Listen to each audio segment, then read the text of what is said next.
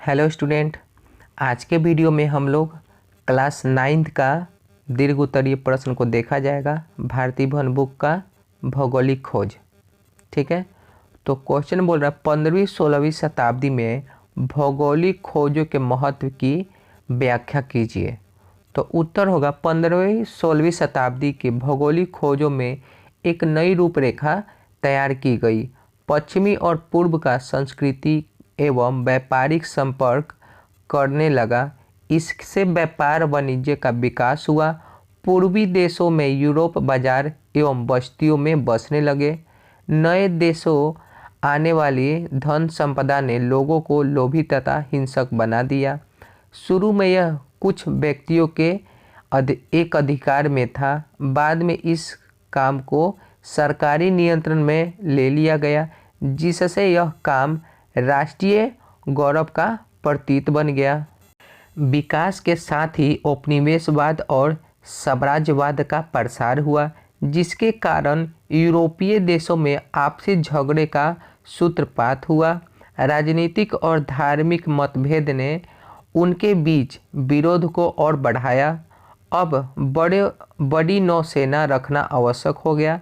व्यापार मार्गों से भी परिवर्तन आया। मुख्य व्यापार मार्ग अब भूमध्य सागर से होकर जाने के बजाय महासागरों से होकर जाने लगा। ठीक, अब क्वेश्चन नंबर देखते हैं लोग 2। भौगोलिक खोजों के प्रमुख कारणों का उल्लेख कीजिए। उत्तर होगा भौगोलिक खोजों के परिणाम काफ़ी महत्वपूर्ण साबित हुए। भौगोलिक खोजों ने एक नए विश्व की रूपरेखा तैयार कर दी। भौगोलिक खोजों के निम्नलिखित परिणाम हुए। ठीक है, देखते हैं लोग। तो एक नंबर में है व्यापारिक नगरों का उत्कर्षण। व्यापार वाणिज्य के विकास के कारण अनेक व्यापारी नगरों का उदय हुआ। ये नगर और बंदरगाह व्यापारिक गतिविधियों से जीवित हो गई। दूसरा नंबर पॉइंट, व्यापार वाणिज्य का विकास। भौगोलिक खोजों के परिणाम स्वरूप व्यापार वाणिज्य में अप्रत्यक्ष रूप से वृद्धि हुई। स्थानीय और सीमित व्यापार वैश्विक रूप में परिवर्तन होने लगा। विश्व व्यापार के विकास के साथ पूंजीवादी को जन्म दिया। बाबू, वैश्विक रूप मतलब कि अब बड़े स्तर पर होने लगा था। ठीक है, अब गांव तक ही सीमित नहीं रह गया था व्यापार। लोग दूर दूर जाकर दूसरे देशों में भी जाकर क्या करते थे, अपने सामान बेचते थे लोग। ठीक है, क्वेश्चन 3 देखते हैं इसका पॉइंट। मुद्रा व्यवस्था का विकास हो गया। व्यापार वाणिज्य के विकास के मुद्रा व्यवस्था को प्रोत्साहन दिया गया, जिससे व्यापार में सुविधा हुई। मुद्रा के अतिरिक्त हुंडी, ऋण पत्र इत्यादि भी प्रचलन में आ गया। ठीक है, बहुमूल्य धातुओं का आयात। नए देशों की खोज ने कीमती धातुओं की कमी को पूरा कर दिया, जैसे सोना चांदी। जैसे यूरोप में सोना चांदी का ज़्यादा कमी था, लेकिन नाव बनने की वजह से दूसरे देशों से क्या होने लगा, सोने चांदी का आयात क्या होने लगा, आने लगा, जिससे वहाँ की अर्थव्यवस्था यूरोप लोग को बहुत अच्छा से मजबूत हो गया था। इससे अर्थव्यवस्था को मजबूती मिली तथा मुद्रास्फीति और कीमतों में वृद्धि हुई। ठीक है, 5वां पॉइंट है ईसाई धर्म एवं पश्चिमी सभ्यता का प्रसार हुआ। उपनिवेशों के माध्यम से यूरोपीय राष्ट्र ने ईसाई धर्म एवं पश्चिमी सभ्यता संस्कृति का प्रसार किया। 6 नंबर पॉइंट, भौगोलिक ज्ञान में भी वृद्धि हुई। भौगोलिक खोज ने भौगोलिक ज्ञान में वृद्धि की। नए देशों एवं समुद्र मार्ग का पता लगाया, जिससे पूरी दुनिया के बारे में पता होने लगा। और भौगोलिक खोजों के विभिन्न प्रकार के आविष्कार भी हुए तथा नई फसलों का आदान प्रदान हुआ। इस प्रकार अंधकार युग का अंत हुआ एवं आधुनिक युग के शुरुआत हो गई। चलिए अगला क्वेश्चन देखते हैं लोग। उपनिवेशवाद का आरंभ कैसे हुआ, इसके क्या परिणाम हुए। उत्तर होगा भौगोलिक खोजों का एक महत्वपूर्ण परिणाम उपनिवेशवाद था।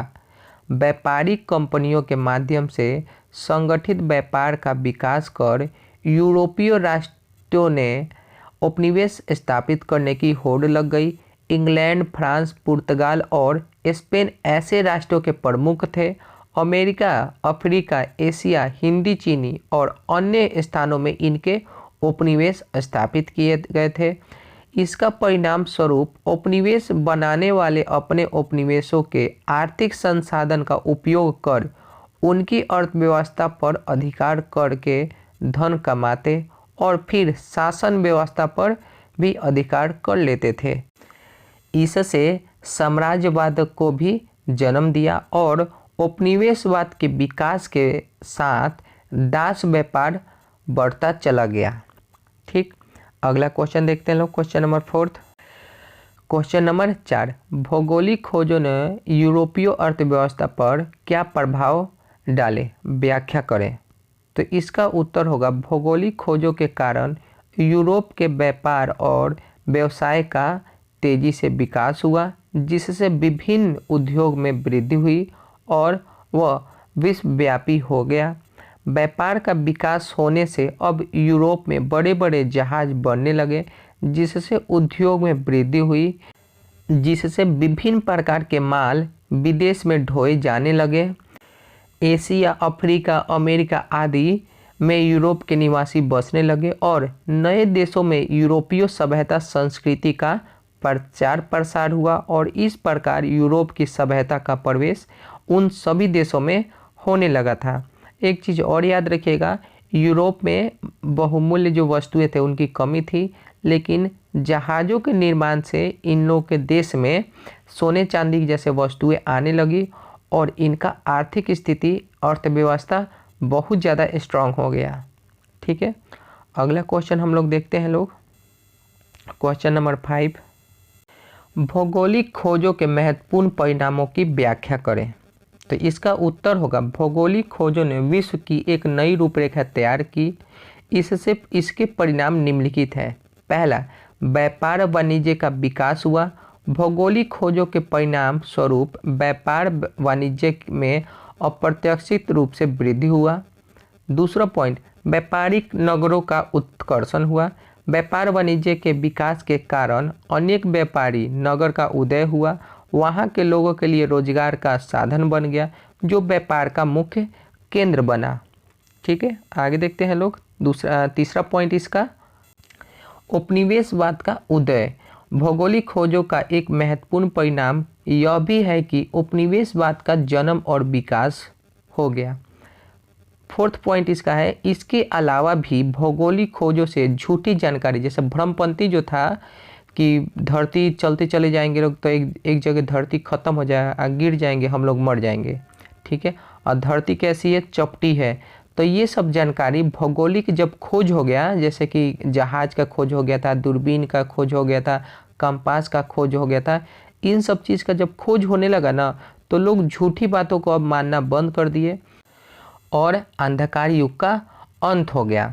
ठीक है, अंत हुआ और वैश्विक अर्थव्यवस्था की शुरुआत हो गई थी। ठीक है, पांचवा पॉइंट, इसके साथ ही पूंजीवाद, उपनिवेशवाद, साम्राज्यवाद जैसे विचारों का भी उदय हुआ, जो पूरे विश्व स्तर पर फैलने लगा। तो ये हम लोग का दीर्घ उत्तरीय क्वेश्चन भी आज खत्म होता है।